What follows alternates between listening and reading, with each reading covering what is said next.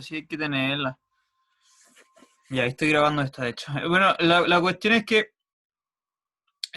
como se cortan las reuniones, como ya nos ha pasado algunas veces, como se cortan como al minuto 40, que no sé por qué pasa y a veces no, no he podido grabar como la clase completa, como que se graba solo una mitad y la segunda mitad no cacho muy bien cómo recuperarla. Entonces, bueno, eso de partida ya es un impedimento. En segundo lugar, lo que estoy haciendo es como los videos que me quedan a mí guardaditos, es subirlos a YouTube.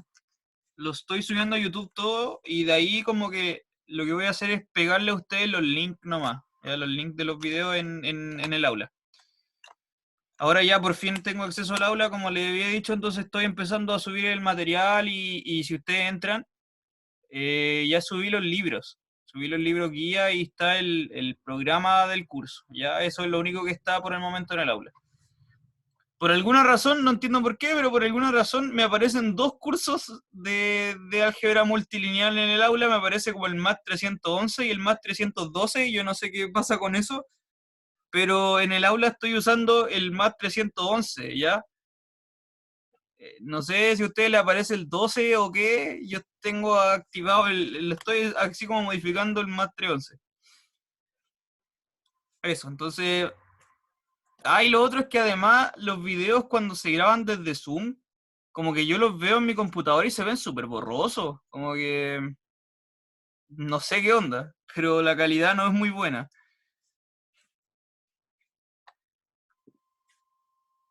Ya, pues dicho esto, entonces empezamos con la materia de la clase de hoy,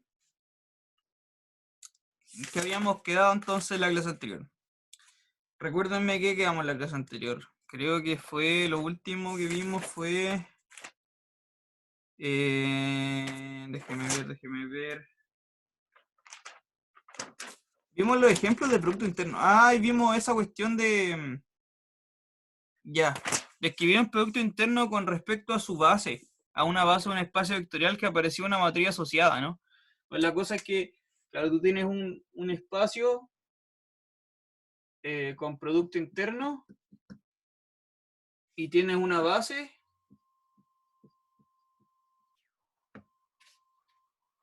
Bueno, estamos asumiendo que la dimensión es finita.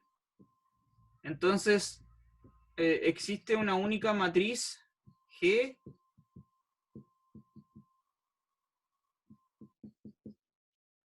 que representa al Producto Interno con respecto a la base. Si no me equivoco, eso fue lo último que vimos. Como que... Y les mostré como la manera de cómo hacer esa cuestión, ese proceso. Era porque aparecían esta matriz G relacionada con el producto interno respecto de la base de un espacio vectorial de dimensión finita igual a n, esa n. Bueno, dimensión igual a n. Y habíamos visto que era como una multiplicación de matrices como filas y columnas, ¿no? Creo que eso fue lo último que vimos, si no me equivoco. Claro, porque creo recordar que además les dejé como los detalles, algunos detalles para que lo vieran ustedes. No le hice todo el tema, así que sí. Ya, bueno, eso fue lo último. Entonces, en resumen, lo que vimos en la clase pasada fue la definición del producto interno, que les comentaba que depende de si el cuerpo es real o complejo, las propiedades del producto interno y varios ejemplitos, ¿no? Y esta cuestión que fue como ya al final.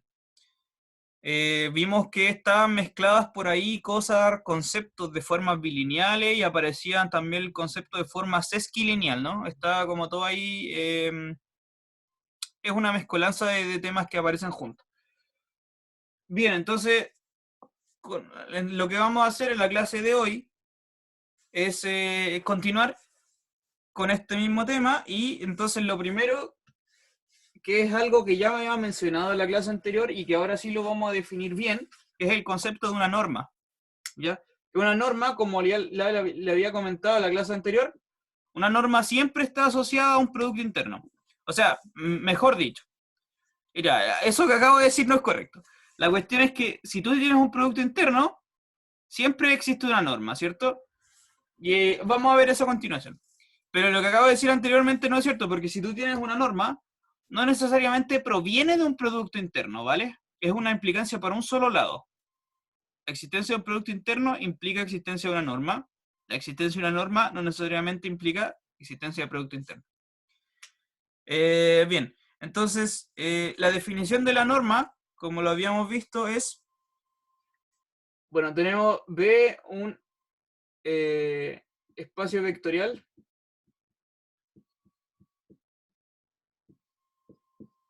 con producto interno, ¿ya? Vamos a asumir que tenemos un espacio vectorial con producto interno. Entre paréntesis, en muchas de las cosas que se mencionan en este capítulo, en este curso en realidad, en muchas de las cosas son espacios vectoriales que pueden tener dimensión finita o infinita.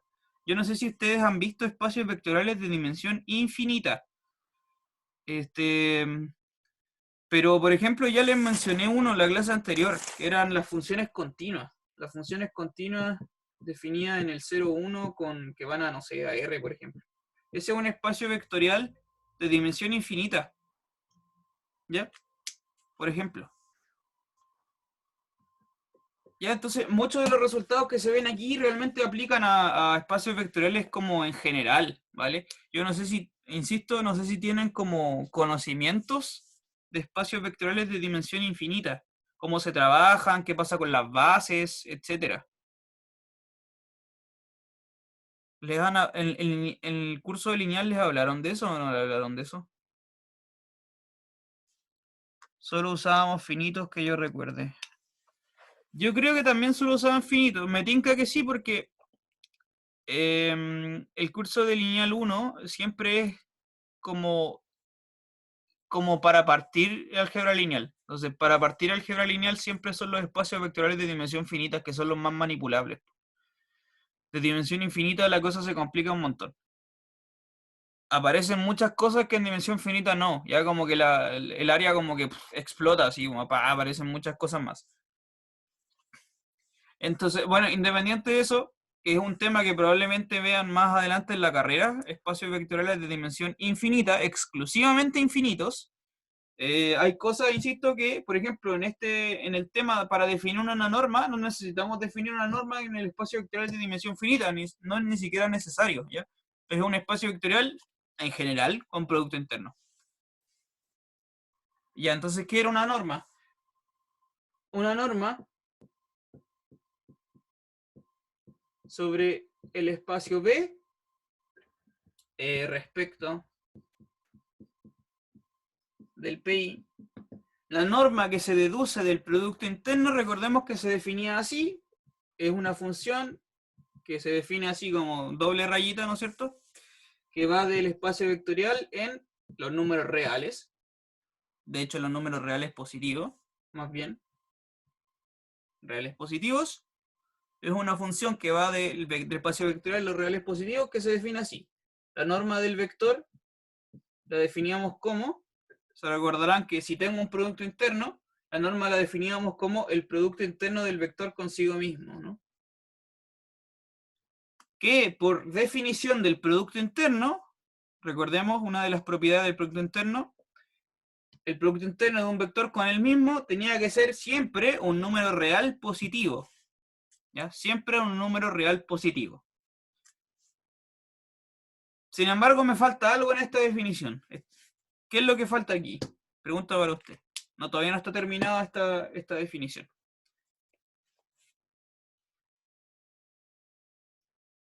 Aparte de que me falta escribir todas las propiedades de la norma, ¿no? Una función que hace esto tal que pasa un montón de cosas.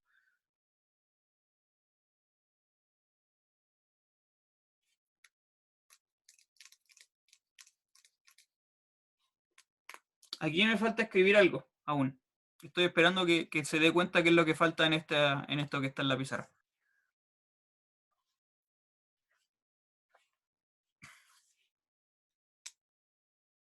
Raíz, eso. Le falta la raíz. Mire. Por ejemplo, el vector nulo, usted sabe que el vector nulo tiene norma cero, así que puede ser mayor o igual que cero. Pero de hecho, la norma de cualquier vector no nulo siempre es mayor estricta que 0, ¿ya? Eso usted lo podría demostrar sin mayor dificultad.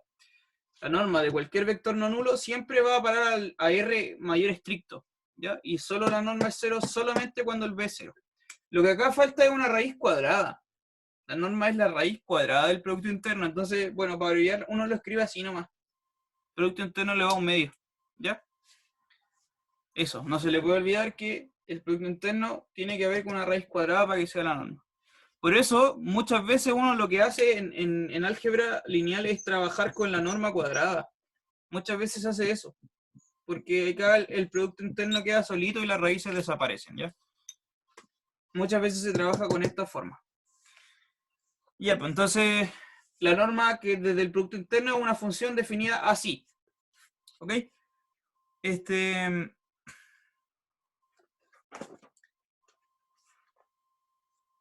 Y por ejemplo, vamos a ver qué propiedades tiene la norma, ¿ya?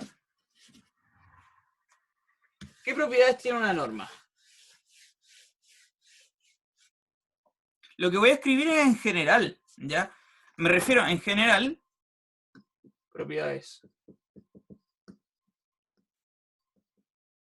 Me refiero en general las propiedades de la norma, esto que voy a escribir a continuación, valen para cualquier norma. No necesariamente una norma que viene de un producto interno, como le había dicho. Esto es para cualquier norma. Entonces, sea B.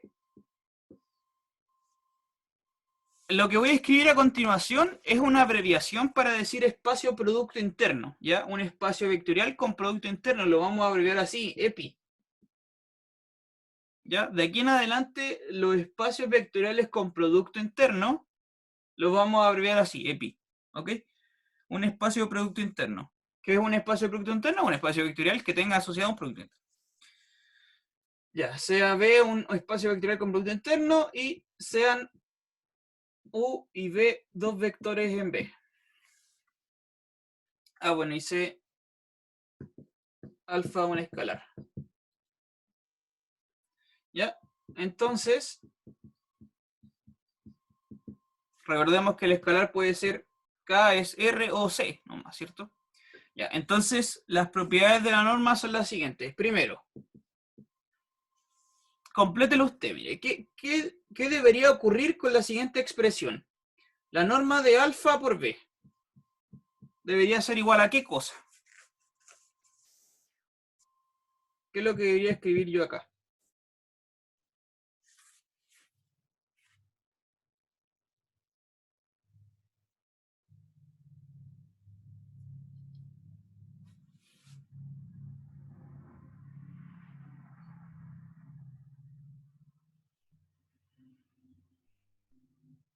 ¿Aló, aló?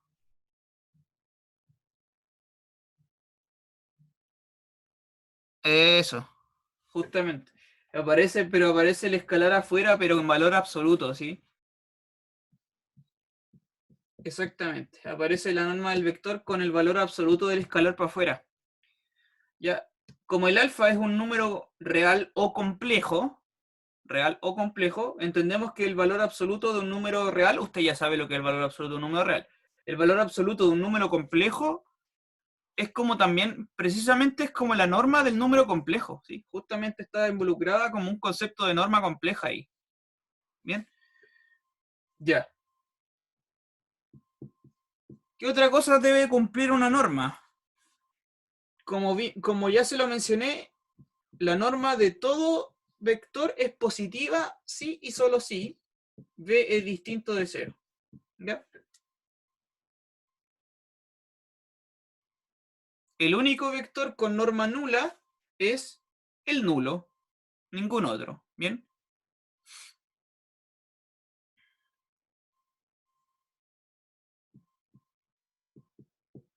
Tercera cosa que debe cumplir una norma, la desigualdad triangular. ¿Sí o no? La desigualdad triangular. La norma de U más B tiene que ser menor o igual que la norma de U más la norma de B. Esa es una propiedad que tiene que cumplir la norma, es algo como que se le exige que la norma cumpla, ¿sí? Para que funcione bien como norma. Desigualdad triangular. Lo voy a poner acá con color rojo. Esta cuestión recibe un nombre especial que se llama desigualdad triangular. Ya lo voy a abreviar así. Menor o igual triangulito, desigualdad triangular. Y otra más que también tiene un nombre especial que se llama la desigualdad de Cauchy-Schwarz. Seguro que la habrá escuchado usted en algún momento. La desigualdad de Cauchy-Schwarz dice lo siguiente. El valor absoluto del Producto Interno entre U y B es menor o igual que, ¿qué cosa? La multiplicación de las normas.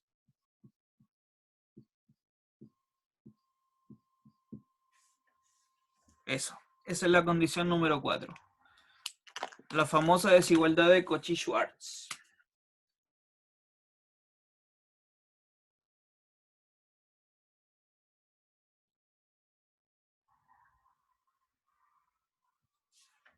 Ya, las últimas dos tienen nombres especiales.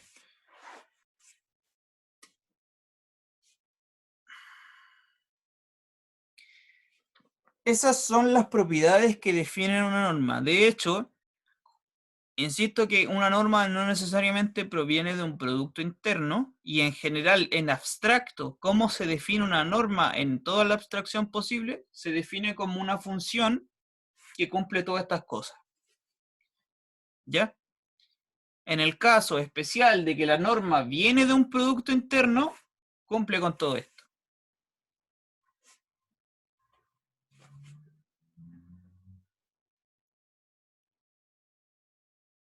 Y la desigualdad de Cauchy-Schwarz es un ejercicio retípico que uno le hacen trabajar en cálculo, por ejemplo. Pero es mucho más general, es una cosa mucho más general. Porque si usted aterriza esta desigualdad en el caso especial que uno trabaja en cálculo, que es, por ejemplo, en dos variables, en tres variables, en R2, en R3, ocupas el producto interno usual con la norma usual de R3 y te va a entregar una desigualdad que es con una sumatoria, así que con unas raíces cuadradas, es como bien extraña la cuestión, pero viene de acá.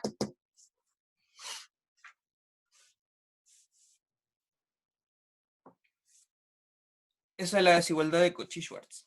Ya, pues entonces le queda a usted ejercicio de demostrar todas estas cosas. Ya. Esto es demostración ejercicio, para que usted lo practique.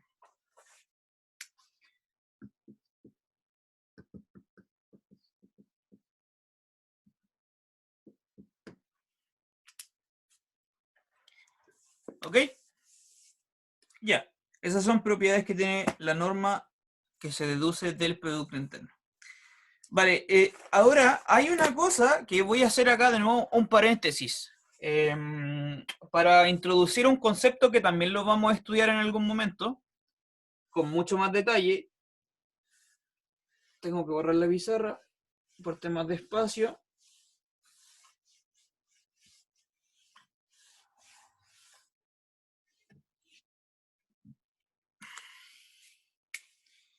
Hay otro concepto que está detrás de, que está asociado a una norma, que es algo que, insisto, que es un concepto que va a volver a aparecer más adelante con más detalle, que se llaman formas cuadráticas.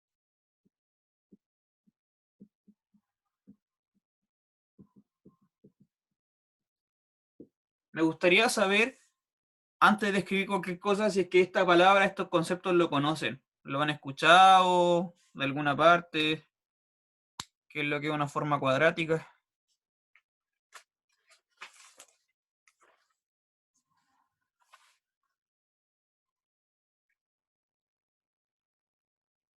Lo escuché hace al menos 3 años atrás. Dios mío.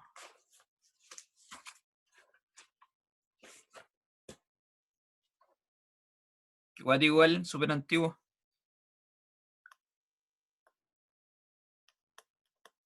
Una forma cuadrática, una forma cuadrática, es que, mira, si tú tienes un espacio vectorial, se ve un espacio vectorial. Una forma cuadrática es una función Q de quadratic, ¿cierto? Que va del espacio en el cuerpo y que hace una cosa así como,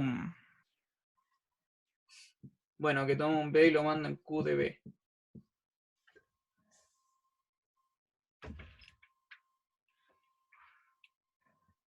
Que la gracia que tiene esta cuestión, ¿qué es lo que define una forma cuadrática? Es una cosa así, como que Q de un múltiplo de alfa B hace lo siguiente.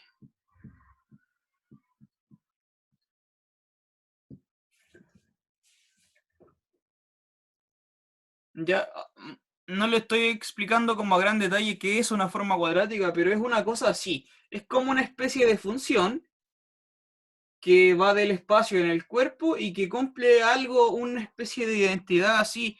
Y por eso mismo se le llama forma cuadrática, porque saca los escalares de manera al cuadrado. ¿Ya? Como que eso es una forma cuadrática. Hay otra manera de definir una forma cuadrática que para mí es mucho más simple, como más amigable. Y tal vez esto sí lo han escuchado. Entonces, las formas cuadráticas están asociadas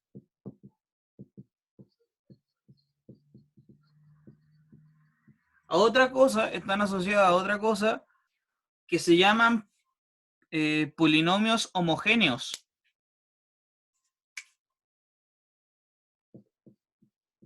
Polinomios homogéneos.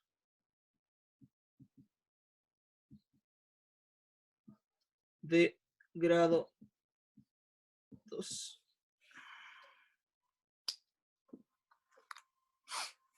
Una forma cuadrática está asociada a un polinomio homogéneo de grado 2. Eso no sé si lo habrán escuchado, qué es lo que es un polinomio homogéneo. ¿Sabes lo que es un polinomio homogéneo?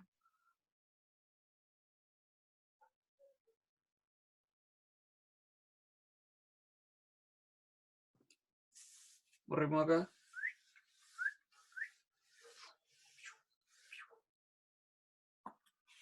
Polinomio homogéneo, ¿lo conocen?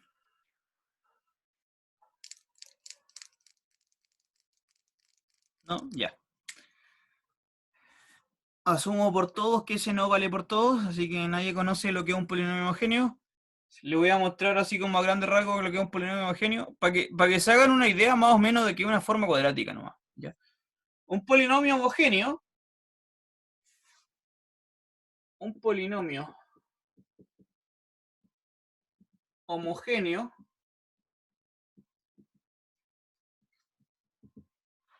un polinomio homogéneo es un polinomio que puede ser en varias variables, ¿ya? Puede ser, por ejemplo, un polinomio P, vamos a hacerlo en tres variables, ¿ya? Un polinomio en tres variables, un polinomio en X y Z. Un polinomio en tres variables se dice homogéneo si es que las cosas que uno escribe acá al lado son monomios de orden 2. O sea, monomios de algún grado fijo. Entonces vamos a hacerlo de grado 2 específicamente. Entonces un polinomio homogéneo, voy a escribir acá, de grado 2, para que se entienda qué es lo que es un polinomio homogéneo en específico del grado 2, es un polinomio en los cuales los monomios que uno escribe acá tienen grado 2. Es decir, no sé, ¿qué monomio tiene grado 2? Por ejemplo, este. X cuadrado. Ese es un monomio de grado 2, ¿sí? ¿Qué otro monomio de grado 2 conoce usted? Por ejemplo, 3 veces X por Y. Eso es un monomio de grado 2. Z, XZ, también, ¿no? Es un monomio de grado 2. ¿Se entiende la idea? Cada uno de los componentes que se llaman monomios en un polinomio, todos esos monomios son, a lo más tienen grado 2. O sea, tienen que tener grado 2, de hecho. Por ejemplo, no podría yo colocar esto, X, que eso es un monomio de grado 1. Ya, eso no puede ser. Un polinomio homogéneo es cuando todos los monomios tienen un grado fijo. Entonces, un monomio, por ejemplo, un polinomio ahora, homogéneo de grado 3 que sería un polinomio homogéneo de grado 3, no sé, en dos variables, p de x, y, un polinomio homogéneo de grado 3. Ahora en dos variables, por ejemplo, podría ser algo así como 5 veces x cuadrado por y, más y al cubo, menos x cuadrado. Eso es un polinomio homogéneo de grado 3.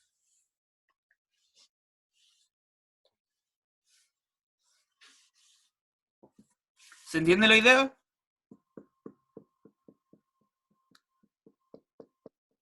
¿Todos entendieron la idea? El monomio, recordemos que cómo se calcula el grado de un monomio, es como la suma de los grados de cada parte. Este de grado 2, este de grado 1, entonces en total es grado 3. Ya, bien. Entonces un polinomio homogéneo de grado n, en general, es un polinomio en una cantidad de variables que usted quiera poner cantidad de variables las que sean, pero que todos los monomios se correspondan con un grado concreto igual a n. ¿Ok? Eso es. Entonces, volvamos a los polinomios homogéneos de grado 2, que son los que me interesan a mí para las formas cuadráticas. Por eso precisamente se llaman formas cuadráticas, porque está relacionado a algo de grado 2. ¿Sí? Mire.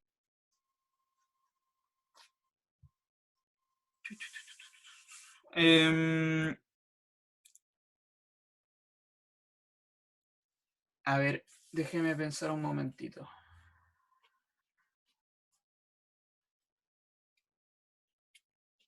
Ya, no sé qué pasó, se me borró. Bueno, independiente de eso, una forma cuadrática siempre está vinculada a un polinomio homogéneo de grado 2. Ya, esa es la idea. Entonces, por ejemplo, mire, yo sé que usted conoce una forma cuadrática, no sé, en realidad no sé si se acordará, pero en varias variables, en cálculo de varias variables, que no sé si han tenido ese curso en realidad porque no conozco su malla, en cálculo de varias variables había un tema en especial, recordemos, había un tema en especial que se llamaba máximos y mínimos, ¿sí? En varias variables, máximos y mínimos, había un criterio para saber máximos y mínimos de una función en varias variables que era con la matriz hessiana. ¿Se acuerdan de eso? Que tiene que ver con las derivadas parciales, la reunión se terminará en 10 minutos, tiene que ver con las derivadas parciales en todas las variables posibles, ¿sí? Pero son las segundas derivadas. Esa era la matriz hessiana. ¿Estoy hablando en chino o eso lo han visto alguna vez? ¿Sí lo vieron? Ya, bueno. Ya, bueno, la matriz hessiana, independiente de la cantidad de variables que tenía la función, la matriz hessiana era como una matriz compuesta de todas las derivadas de orden 2. Justamente, de nuevo, está involucrado el grado 2. ¿Sí? El grado 2 en la matriz hessiana, que son las derivadas de orden 2. Esa matriz, recordemos que esa matriz había un criterio que tenía que ver con los determinantes de las submatrices, y era, bueno, una cuestión así como definidas positivas, etcétera. La cuestión es que ese objeto, el hessiano, realmente lo que es el hessiano es una forma cuadrática. Eso es una forma cuadrática. Si usted escribe la expresión polinomial del hessiano, le va a quedar un polinomio homogéneo de grado 2 siempre. Ya, ese es un ejemplo de forma cuadrática que usted ya debe haber conocido en algún momento. Y bueno, la cuestión es que le meto este contenido porque una forma cuadrática, que es algo que vamos a estudiar bien más adelante, una forma cuadrática siempre está asociada a una norma. ¿Ya? Y ahí recuperamos el concepto de norma. Esto es algo bien interesante que ocurre, que una forma cuadrática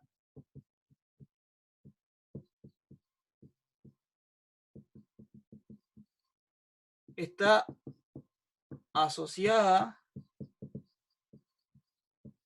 a una norma. ¿Ya? Siempre está asociada a una norma. Y vamos a ver cómo, exactamente cómo.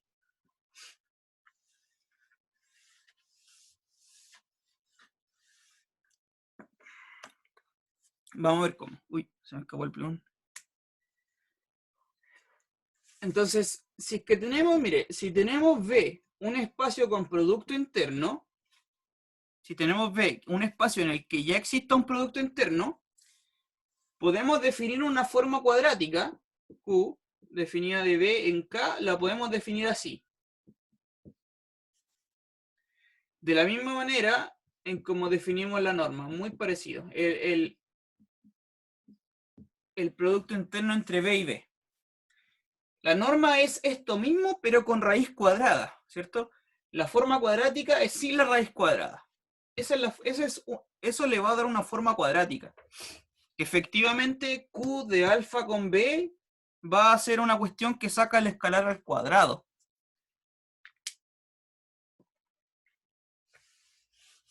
Y entonces, lo que quiero mostrarle con esto es que si usted tiene un producto interno, entonces tiene una norma y además tiene una forma cuadrática. Efectivamente, entonces, que era lo que le escribí para ver qué era una forma cuadrática, efectivamente Q de alfa por el vector, ¿qué es lo que me va a salir?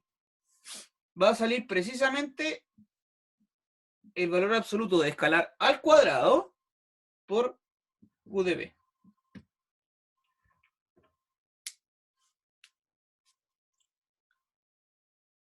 ¿Ya? Eso es una forma cuadrática.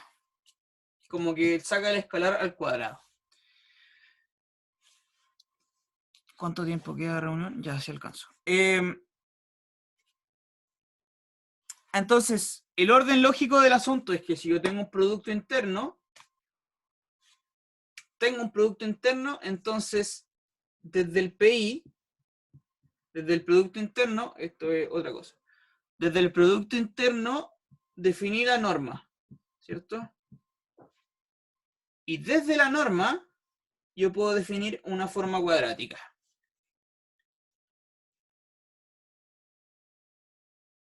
O bien también incluso puedo hacer esto acá derecho, ¿sí? Desde el producto interno definir la norma, de hecho que es lo que hicimos acá, ¿no? Listo.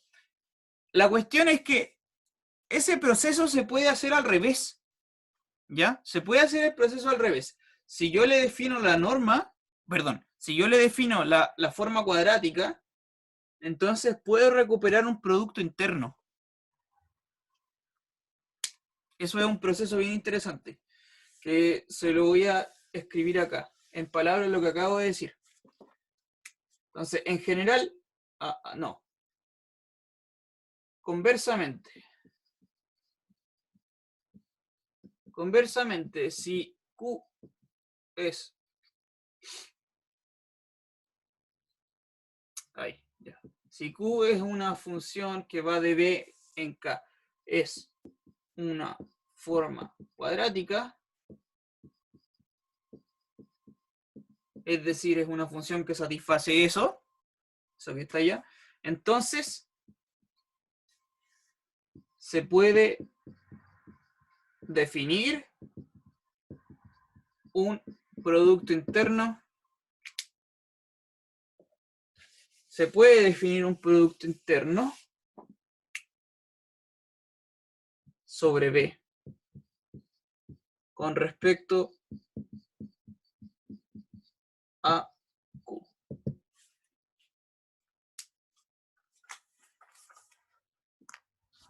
¿Ya? Eso es lo que quiero decir. Que ese proceso es como en doble sentido. Desde un producto interno puedo definir una forma cuadrática y desde una forma cuadrática puedo definir un producto interno, ¿ya? Viceversa. Ahora, hay de las dos partes. Hay una que es fácil y la otra no, ¿ya? Desde el producto interno, para definir una forma cuadrática es súper simple, que es lo que acabamos de ver. Ahora tiene minutos ilimitados.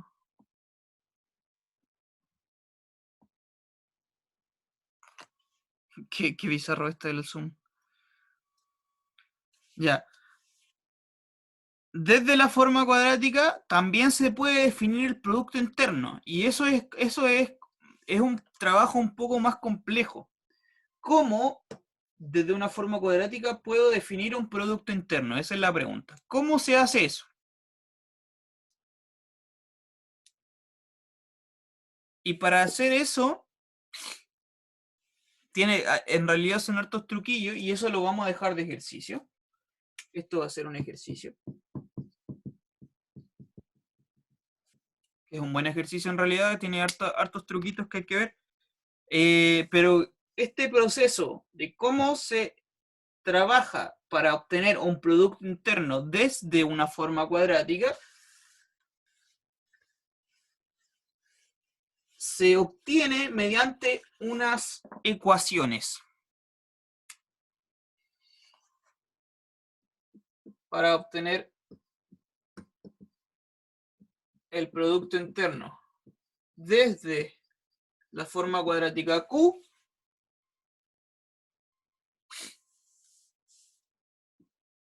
se utilizan unas igualdades que se llaman de la forma siguiente, se llaman las identidades de polarización.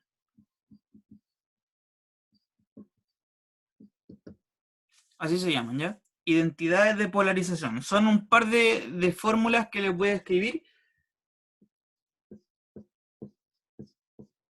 de las cuales se puede obtener un producto interno desde una forma cuadrática.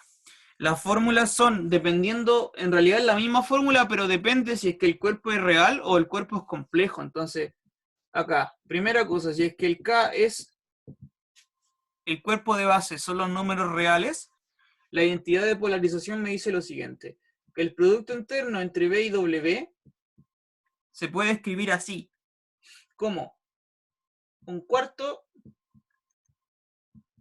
de la norma al cuadrado de la suma menos un cuarto de la norma al cuadrado de la resta.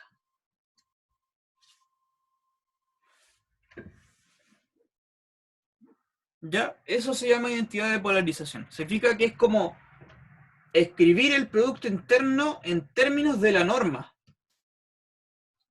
¿Ya? Escribir el producto interno en términos de la norma. Y la norma estaba asociado a la forma cuadrática. ¿Okay? Y la otra fórmula es un poco más complicada, un poco más enredada, pero es parecida. Cuando el cuerpo de base son los complejos. Cuando el cuerpo de base son los complejos, es otra fórmula un poquito más larga, que la voy a escribir acá, pero es parecida. El producto interno entre B y W se descompone así. Aparece esto mismo, un cuarto de la norma de la suma al cuadrado menos un cuarto de la norma de la resta al cuadrado, tal cual, pero se le añaden otros términos. Le aparece un cuarto del I imaginario, de la norma de B más IW al cuadrado, menos I partido por 4 de la diferencia.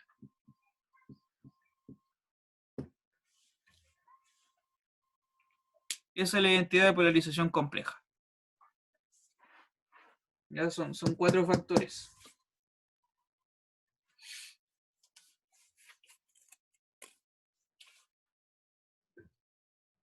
Profe, Dime. ¿es I partido en 4 o es 1? Es I partido en 4. Acá son 1 cuarto y acá es I partido por 4. Ya.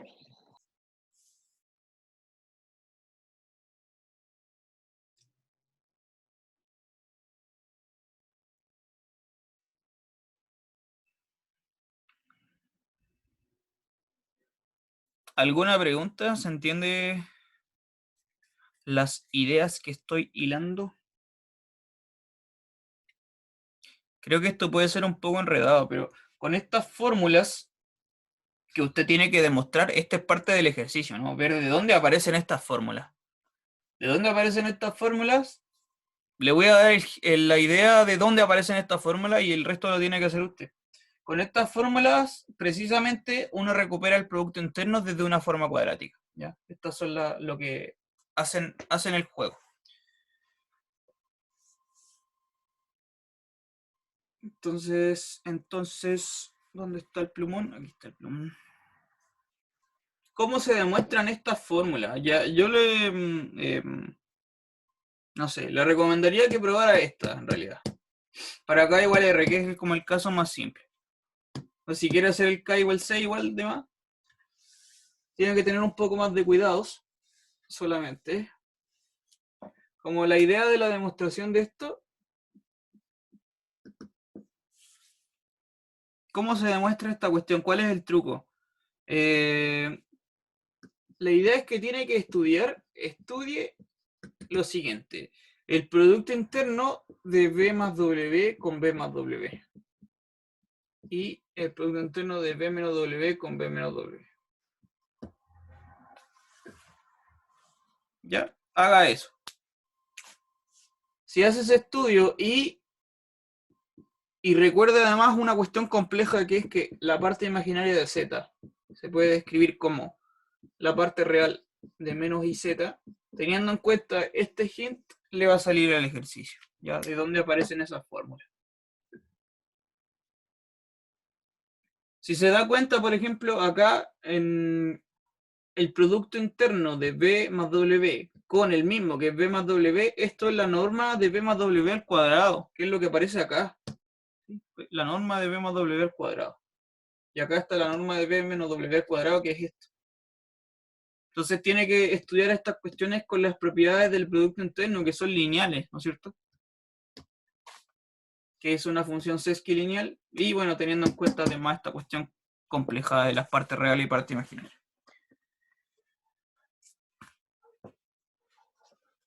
Eso, pues ahí ya con eso entonces puede desarrollar el ejercicio. Cualquier cosa, si tiene alguna duda, inténtelo hacer, y si no le resulta, me dice nomás. Ahí me escribe el correo.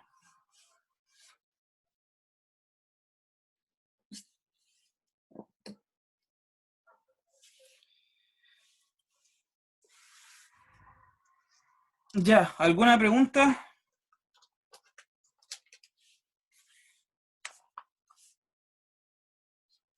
¿Alguna duda antes de continuar? ¿Algo? ¿Vamos bien?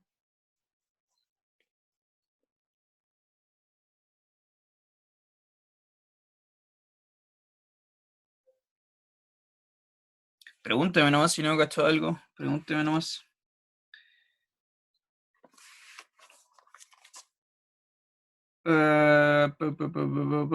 Ya. Bien. Entonces, bueno, voy a continuar nomás. Entonces, eso respecto del tema de forma cuadrática. Ahora, volvemos al producto interno. Ya, volvemos al producto interno. Como le había comentado, el producto interno está relacionado con el concepto de ángulo y de longitud, ¿sí? La norma, en realidad, lo que observa una norma es la longitud. El ángulo se mide con un producto interno. Está por ahí mezclado ese tema. Pero lo que sí, explícitamente, cuando se mezcla el producto interno es cuando los vectores son perpendiculares, ¿sí? Ese es como un caso muy especial de producto interno, que es lo que vamos a ver ahora. Definición. Entonces, sea B un espacio producto interno, un EPI. Dos vectores V y W en B se dicen ortogonales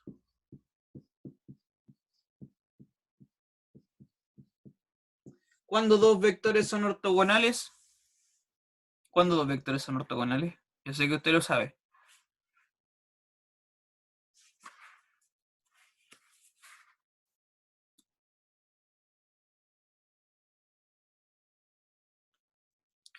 Tu, tu, tu.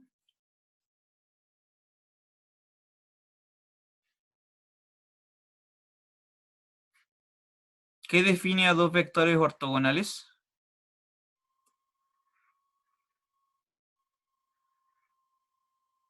Ángulo recto, sí. Ángulo recto. Pero en términos del producto interno.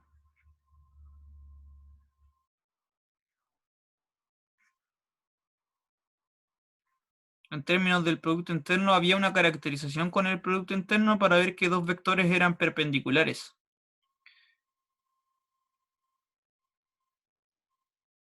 Vamos a hacer, en todo caso, vamos a hacer ese recordatorio para R2, ¿ya? Vamos a hacerlo. Bueno, de todas maneras, dos vectores se dicen ortogonales siempre y cuando su producto interno sea nulo.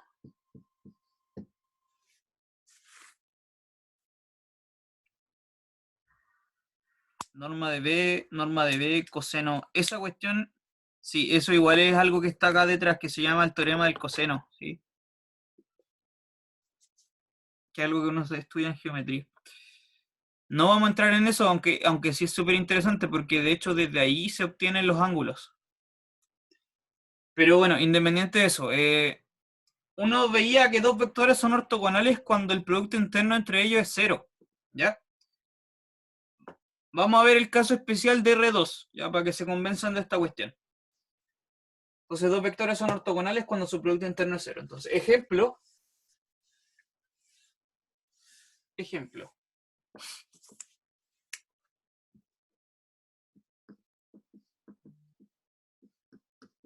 Veamos, por ejemplo, que el espacio sea R2. ¿Ya? Constrúyame dos vectores que son ortogonales. Yo sé que seguro que en el plano cartesiano se puede imaginar dos vectores que vivan ahí que son ortogonales entre sí, que sean perpendiculares. Hay infinidades de vectores ortogonales en el plano. Muéstrame alguno.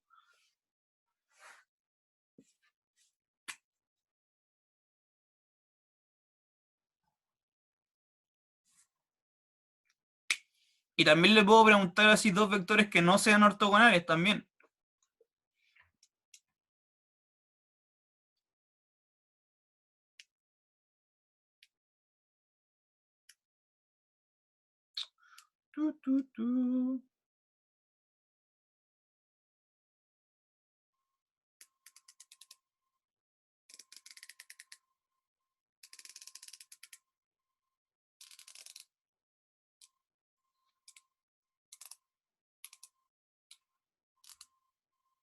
Bueno, yo le voy a mostrar entonces un par de vectores que son ortogonales.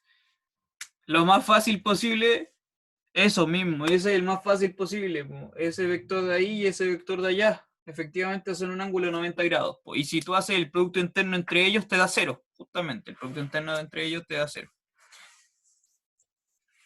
Ya. ¿Qué otro par de vectores son ortogonales entre sí? Bueno, podría ser una cosa así como S con S, ¿cierto? Hacen un ángulo acá de 90 grados.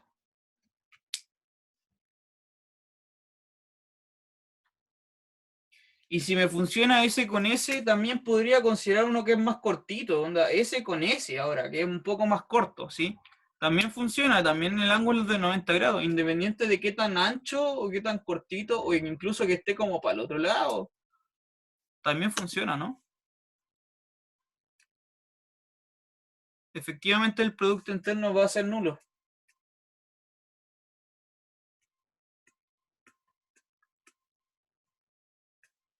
¿Esos eran los vectores directores? Sí, efectivamente. Los vectores directores de las rectas. Pero a ver, ¿qué es lo que quiero decir? Más precisamente, estos vectores, si tú tomas un vector acá, ese vector, todos los múltiplos de ese vector te generan esa recta, así que esa es la recta, el vector director. En realidad, ese vector lo que está haciendo es ser un vector generador del espacio vectorial generado. Es un espacio, el vectorial generado por ese vector, te da justamente esa recta. ¿Ya? Ok.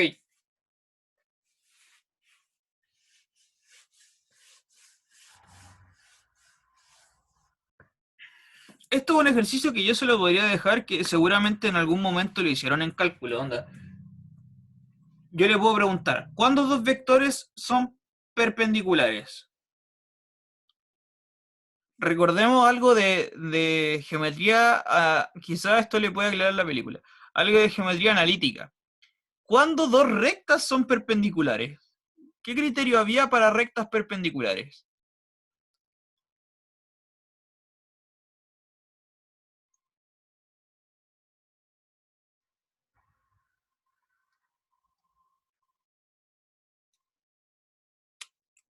La pista es que dos rectas perpendiculares tenían que ver algo con sus pendientes. ¿Se acordará de eso? Tiene que ver con las pendientes de las rectas. Eso, exactamente. Cuando la multiplicación de las pendientes te daba -1. Ese era como el criterio opulento para identificar en R2, en el plano, cuando dos rectas eran perpendiculares. Ya. Esa es la información que yo espero que usted se acuerde. Ese era el criterio. El ejercicio que yo le daría sería el siguiente. Tome dos rectas perpendiculares, cualquiera. Ya usted sabe que ya la pendiente entre ellas es -1. Tome dos vectores que vivan en esa recta. Anda, mire, vamos a hacer el dibujito. Plano cartesiano. Tome una recta que pasa por el origen, esa recta, y tomo la recta que es perpendicular a ella, que va a ser una cosa como así, creo yo. Así, ¿no? Si es que me quedó bien el dibujo, este ángulo es de 90 grados. Ya tome dos rectas perpendiculares en el plano. La multiplicación de las pendientes entre ellas es -1. Ahora, tome cualquier vector acá. Por ejemplo, S con S. Calcule el producto interno entre ellos. Haga ese ejercicio. De esas dos rectas concretas, de esos dos vectores concretos de las rectas, y calcule el producto interno entre ellos. Le aseguro que le va a dar 0. Siempre. Independiente de la recta, independiente del vector que escogí. ¿Ya? Le aseguro que le va a dar producto interno igual a 0.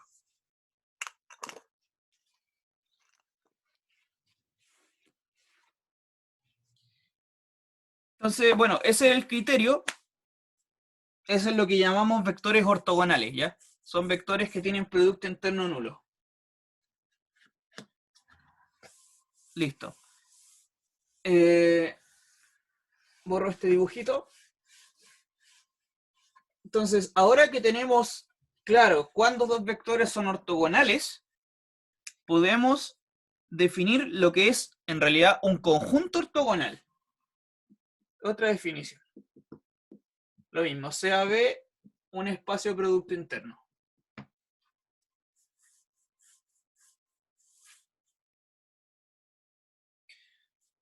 Y tomamos cualquier subconjunto de él, sea ese un subconjunto de B cualquiera. No tiene por qué ser un espacio, no tiene por qué ser nada, es un conjunto cualquiera de vectores.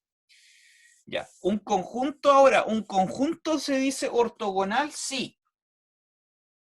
¿Qué cosa entonces? Primero, el conjunto enterito ese se dice ortogonal.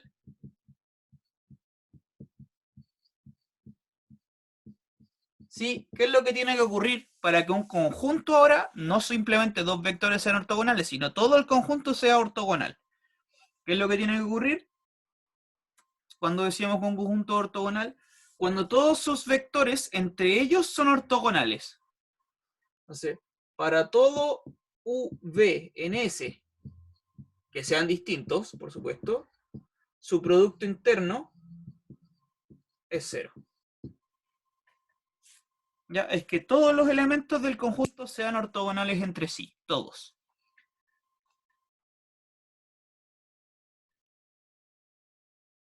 ¿Ya? Eso es un conjunto ortogonal. Y luego existe otro concepto. Voy a escribir acá abajo, 2. Existe otro concepto que se llama un conjunto ortonormal. Ese se dice ortonormal. ¿Sí? ¿Qué es lo que tiene que ocurrir? ¿Esa palabra la ha escuchado? Ortonormalidad.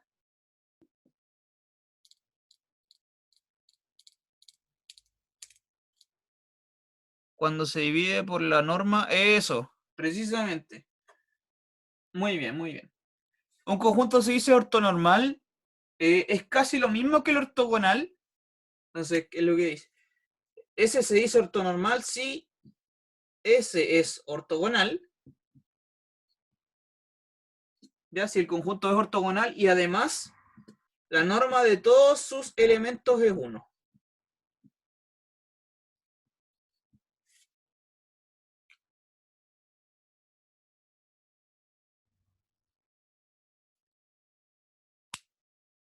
¿Ya?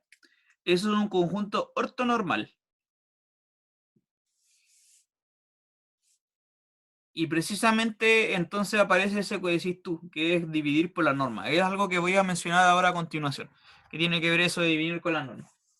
Entonces aparecen dos conceptos, la ortogonalidad y la ortonormalidad. Este de acá, la ortonormalidad, es casi lo mismo que este, pero además se le pide una condición adicional, que es que la norma sea unitaria, la norma tenga igual a 1. En realidad esa condición es súper, no es mucho que pedir, ¿ya? No es mucho que pedir por lo que vamos a ver a continuación. No es como pedir gran cosa. La cuestión es que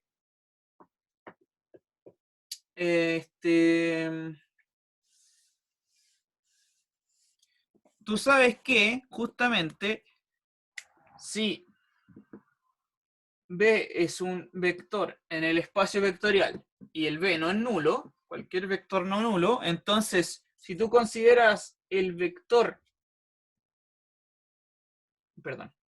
consideras un nuevo vector U definido por el vector B pero escalado con el inverso de su norma, esto es un escalar, es el mismo vector pero como reducido en términos de la norma, entonces la norma de U es 1. Ese vector es unitario, efectivamente.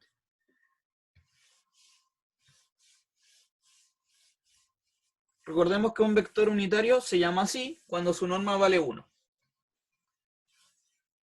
Entonces, dado cualquier vector no nulo, siempre tú puedes construir un vector unitario. Entonces, el hecho de que la norma sea 1 o no sea 1, en realidad no es la gran cosa, ¿ya? Lo más importante es que el conjunto sea ortogonal. Pedirle ortonormalidad, en realidad es como pedirle así como súper poco, así como, mira, te voy a agregar además que los vectores sean unitarios. Como... Pero en realidad no es pedir nada porque cualquier vector se puede volver unitario, ¿ya? Se puede volver unitario haciendo ese escalamiento nomás. Eso es todo.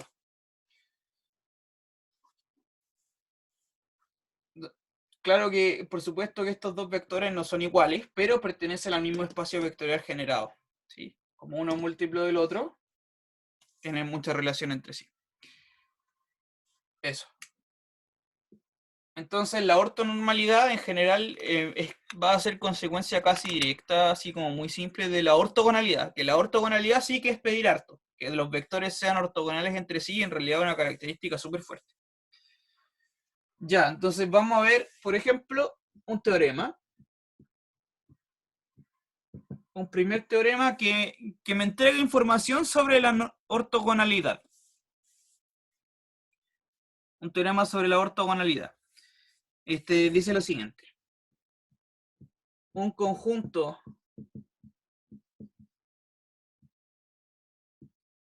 ortogonal de vectores no nulos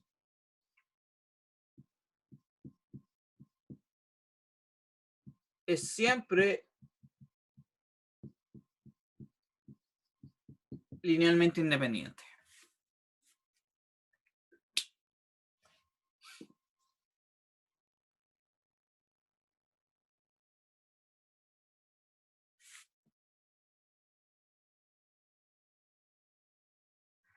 ¿Ya? ¿Se entiende? Si tú tienes un conjunto cualquiera formado con vectores ortogonales, vectores que ninguno de ellos sea nulo, ese conjunto siempre va a ser linealmente independiente, siempre. Y el recíproco es falso, ¿ya? Un conjunto linealmente independiente no necesariamente es ortogonal. Vamos a ver esas cosas enseguida. Comenzamos. Voy a mencionar el recíproco, que es la parte más fácil. De ahí vemos la demostración de este teorema. Mire. Voy a escribir entonces. El recíproco es falso.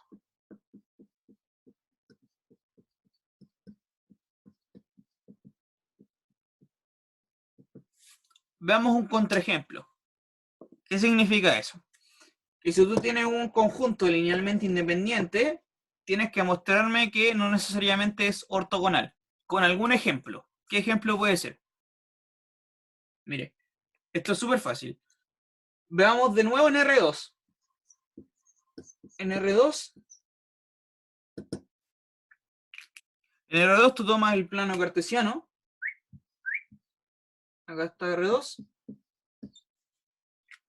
Y tomas los siguientes dos vectores. Mira, podrías considerar, por ejemplo, este vector con este vector de acá.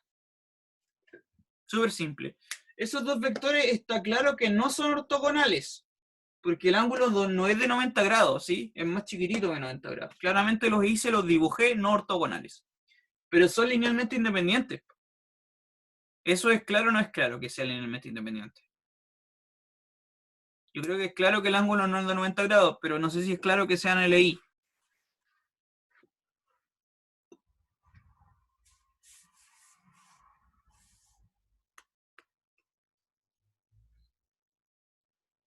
Simplemente del dibujo, ni siquiera le escribí cuáles son esos vectores así como algebraicamente. ¿Es claro para todos que estos vectores son LI o no es claro para todos?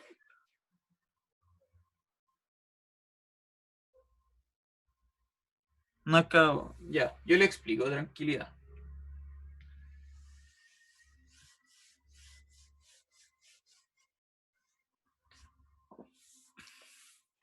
Tranquilidad, tranquilidad, mire. ¿Por qué estos vectores yo sé al tiro que son linealmente independientes? ¿Cómo se hace eso?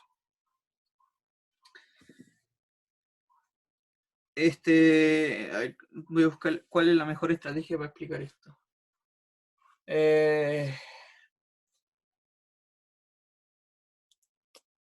Ya, lo que pasa es lo siguiente, mira. El espacio total es R2. El espacio total es R2. La dimensión del espacio total es 2, ¿cierto? Esto significa que los subespacios de R2 son súper pocos. ¿Cuáles son los subespacios de R2?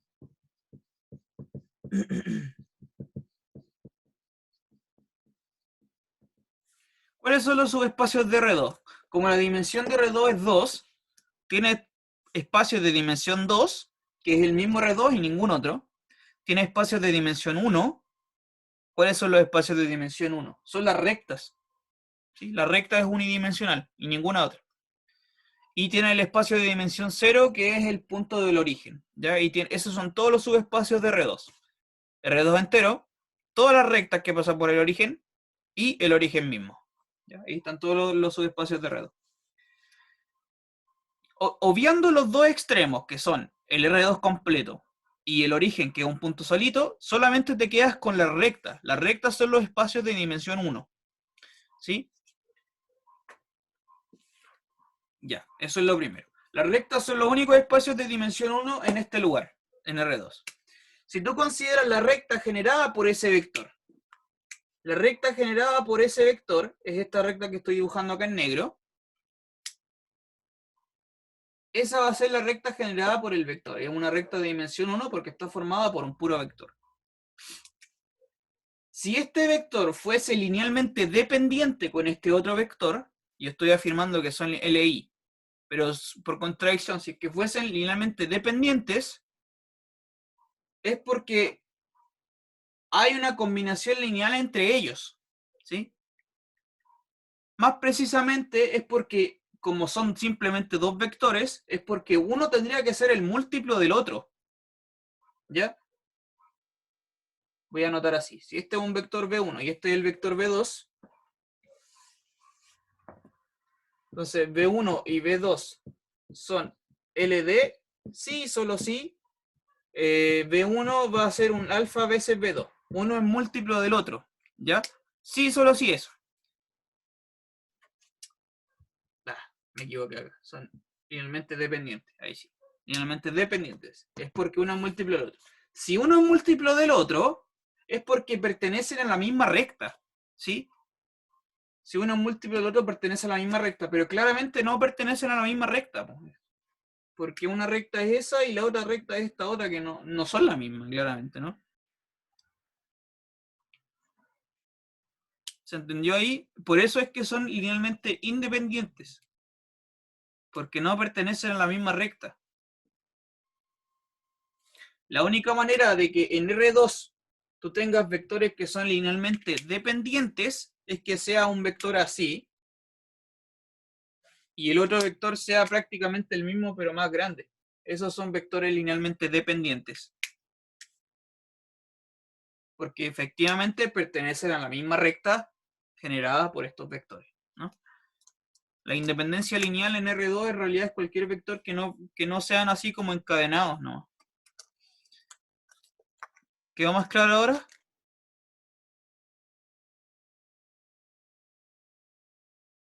¿Sí? Ya que bueno. Entonces, lo que decía es que el recíproco es falso, mira, porque esta parte de vectores, efectivamente linealmente independientes, pero no son ortogonales entre sí. Lo que queremos demostrar ahora con el teorema es que si tengo un conjunto ortogonal, siempre es linealmente independiente.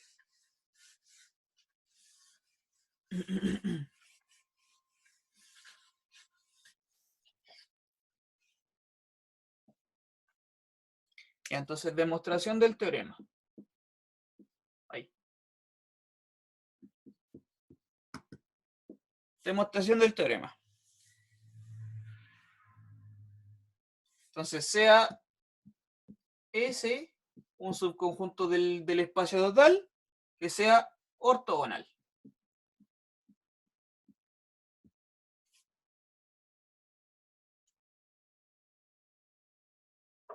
¿Ya? Y vamos a asumir, como dice en el enunciado del teorema, que ninguno de los vectores del S es nulo, ¿ya? Porque si hay un vector nulo, en realidad refome. Cuando hay un vector nulo, siempre el conjunto es linealmente dependiente al tiro. Entonces le vamos a sacar nulo. Es decir, suponemos además que el vector nulo no pertenece a S, ¿ya? El vector nulo no pertenece al conjunto S. Es decir, que ningún vector del S es nulo. Bien, ¿cómo se demuestra entonces que el conjunto es linealmente independiente? Entonces, por demostrar, S es linealmente independiente. ¿Cómo hacemos eso? Tomamos cualquier conjunto de vectores del S, ya tomamos cualquiera, sean entonces un montón de vectores, B1 hasta B sub K. Vectores pertenecientes al conjunto S, cualquiera, el K da lo mismo lo que es, puede ser 2, puede ser 10, puede ser, ni siquiera tiene por qué ser N, no sé, lo que sea, ya una cantidad de vectores arbitrarios en el conjunto. Para demostrar que el conjunto es linealmente independiente, lo que vamos a hacer entonces es tomar una combinación lineal de esta cuestión, igualarla a 0. Entonces tomamos una combinación lineal, alfa 1, B1, más, alfa K, B sub K, y le igualamos a 0. ¿Ya? Para probar la independencia lineal, entonces, ¿qué es lo que hay que hacer? Es demostrarme que todos estos alfa tienen que valer 0, ¿cierto? No puede haber ningún alfa que no sea 0. Eso es probar la independencia lineal. ¿Cómo se hace eso? Entonces, al final, el truco es aprovecharnos de que hay un producto interno y que el conjunto es ortogonal. Todos los S entre sí, todos estos vectores entre sí tienen producto interno nulo. Eso es una información súper útil. Cada uno de estos B tiene producto interno nulo, porque son todos ortogonales. Entonces, precisamente lo que vamos a hacer es calcule ahora el siguiente producto interno. Tome toda esta cuestión que está acá, alfa 1, B1, más, punto suspensivo, más alfa K, B sub K, y haga el producto interno de esta cuestión, que es esta combinación lineal, con cualquiera de estos B. Haga el producto interno con cualquiera. Entonces, ¿cómo escribo cualquiera? Le voy a colocar B sub I. B sub I. Entendiendo que ese B sub I es cualquiera de esos elementos que están en el S. ¿Ya? Bien. Calcule ese producto interno. ¿Cuánto le va a dar ese producto interno? En realidad, eso es toda la demostración. Pues ahora tiene que calcularme este producto interno. Mire, se puede hacer hartas cosas en este momento. Se pueden hacer hartas cosas. Primero, sabemos que el producto interno es lineal en la primera coordenada. Entonces, separa todas las sumas y saca los escalares para afuera. ¿Ya? Eso está bien. En segundo lugar, Estamos suponiendo que alfa 1 B1 más alfa K BK, esto es cero. En realidad esta cuestión es cero.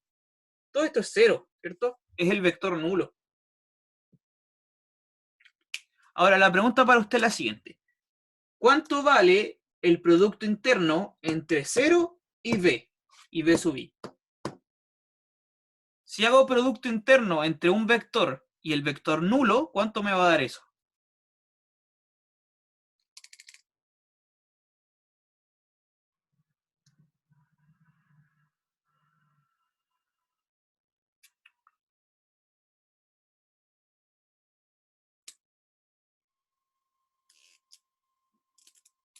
Eso, muy bien. El producto interno entre 0 y lo que sea que tú coloques ahí al lado derecho siempre te va a dar 0. Siempre te va a dar 0. Y eso no es difícil de demostrar. Si no le queda claro, es un ejercicio que puede hacer. Producto interno de 0 con cualquier cosa le va a dar siempre 0. Entonces, de partida, nosotros ya sabemos que como esto es 0, esta cuestión es 0 desde ya. Ese producto interno ya es 0. ¿Ok? Y ahora me voy a aprovechar de que el producto interno es lineal. Entonces, separa la suma y saca los escalares para afuera. Entonces, escribo eso, me aprovecho de la linealidad y me va a quedar lo siguiente. Me va a quedar la sumatoria, desde j igual 1 hasta acá, saqué los escalares para afuera y me quedé con los productos internos de adentro. B sub j, B sub i. ¿Ok? Me aproveché de la linealidad y yo sé que todo esto es 0. Ya, listo. ¿Y ahora qué hago? ¿Y ahora qué hago? ¿Cómo concluyo al final que los escalares alfa son ceros desde toda esta cuestión? Piénselo usted, ya estamos casi listos con la demostración. Queda súper poquito.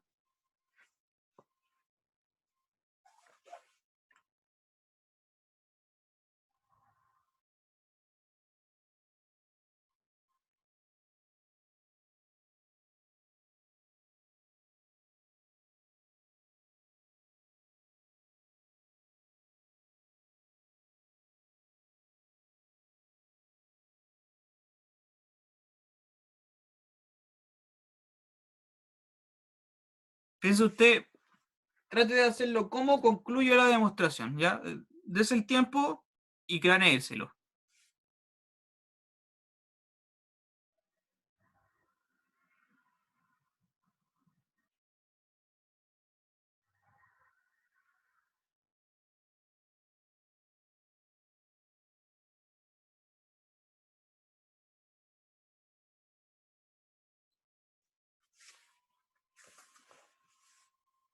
¿Alguna idea que me pueda dar? ¿Cómo concluimos la demostración?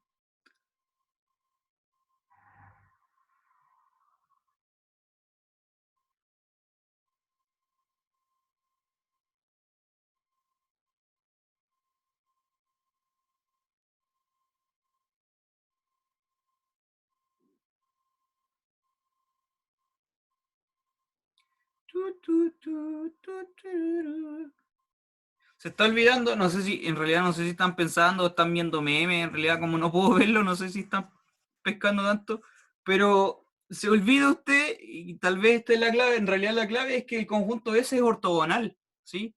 Esa hipótesis no la hemos usado aún, que el conjunto S de partida ya era ortogonal, eso tiene que usar.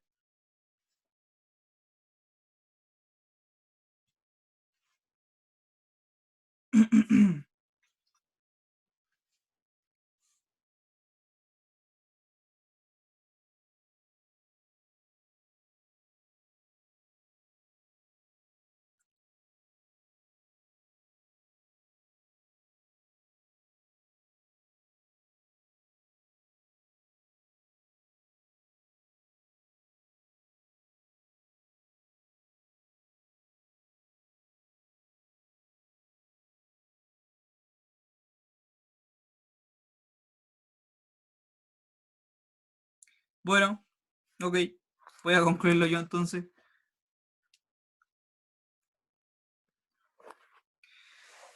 Ya, estamos casi listos con la demostración. ¿Qué es lo que falta? Mire, quiero demostrar yo que los alfas son nulos. Quiero demostrar yo que los alfas son nulos. ¿cómo voy a demostrar que los alfas son nulos? Yo sé que el conjunto S es ortogonal.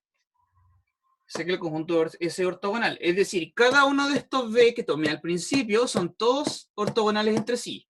El producto interno entre ellos siempre es 0. Y acá justamente me apareció eso. Po. Tengo un producto interno entre los BJ y los BI, que son elementos que viven acá.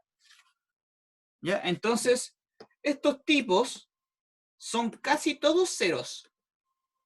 Salvo cuál.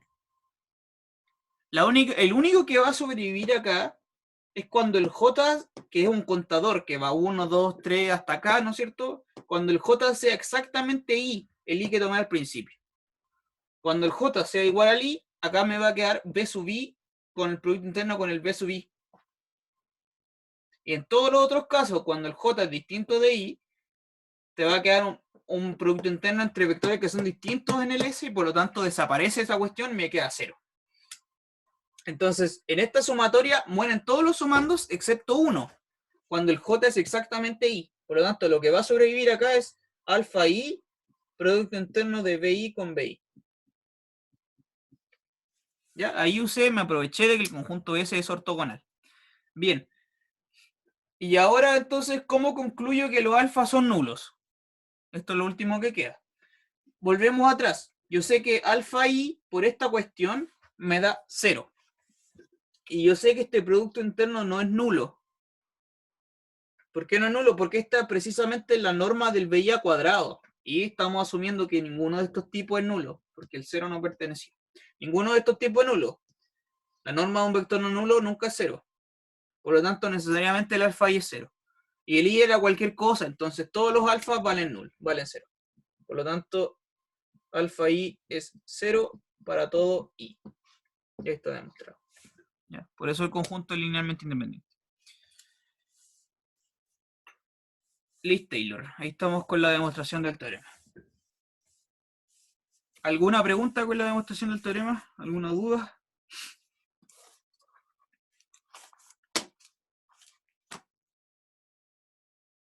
¿Está todo claro? Ya. Bien. Y entonces, bueno, lo último que le voy a comentar para la clase de hoy es un corolario que se deriva de este teorema, que es una caracterización de los escalares.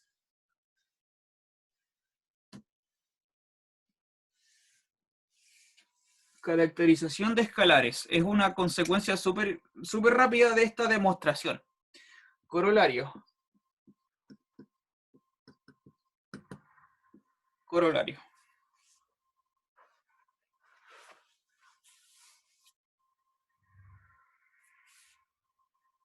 Es la siguiente. Entonces, sean B sub 1 hasta B sub n vectores ortogonales. Tal cual como lo hicimos recién en esta demostración. Sean B sub 1 hasta B sub n vectores ortogonales.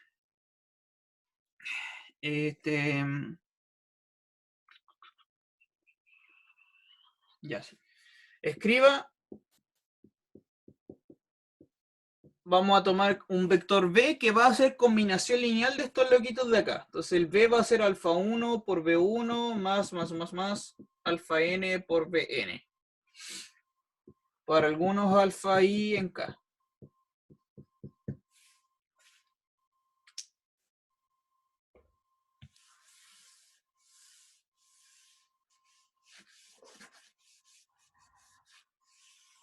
¿Ya? Entonces tomo una combinación lineal cualquiera de estos vectores que tomé al principio que son ortogonales. Bien, ¿qué es lo que ocurre? El corolario me dice que estos escalares alfas se pueden escribir de una manera mucho más, ¿cómo decirlo? De una manera más precisa, ya en términos del producto interno. Ya, mire, esto es lo que va a pasar. Entonces, el corolario me dice lo siguiente. Este B se puede reescribir así. Como la sumatoria desde I igual 1 hasta N del producto interno entre B y B sub I dividido por la norma de b sub i al cuadrado por b sub i.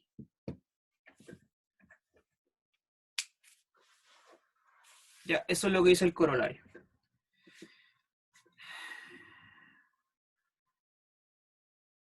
Enseguida le explico qué es lo que significa esto, cópialo nomás. Y ahora viene la explicación de qué es lo que se entiende por esta cuestión. Lo que hicimos fue tomar el vector b y escribirlo como combinación lineal de estos loquitos de acá, ya de estos b sub i. Estos alfas son escalares cualesquiera, pero que me producen este b, ¿ya? La lógica es esa. Yo tomé un montón de alfas y definí este v como esa combinación lineal, ¿bien? ¿Qué es lo que pasa? Que después tú puedes hacer el proceso inverso y recuperar los alfas desde la b, ¿ya? Al principio fue desde los alfas definí el b, pero al revés se puede hacer también que, dado el b, puedo definir los alfas, y los alfas se definen así.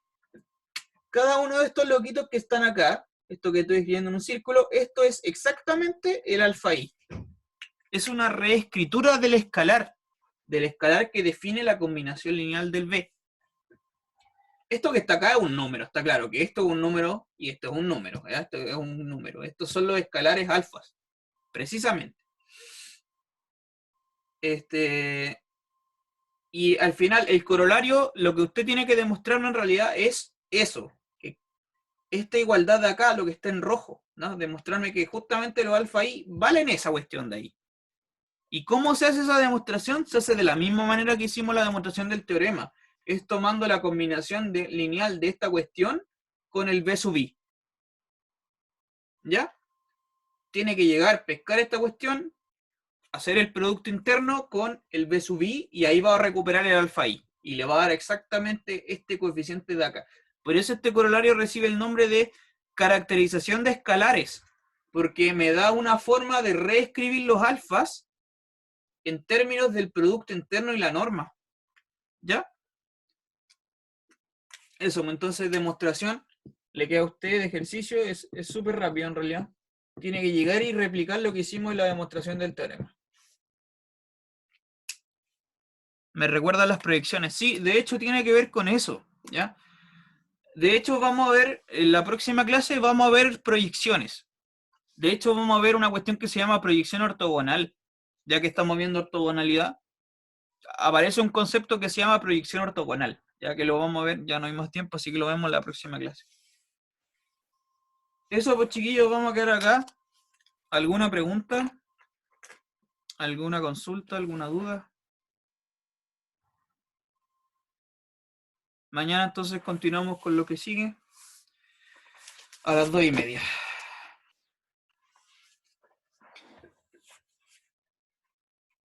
Ya pues, voy a intentar subir el material a YouTube y se los publico en el aula. Nos vemos, que estén bien, cuídense. Chaito.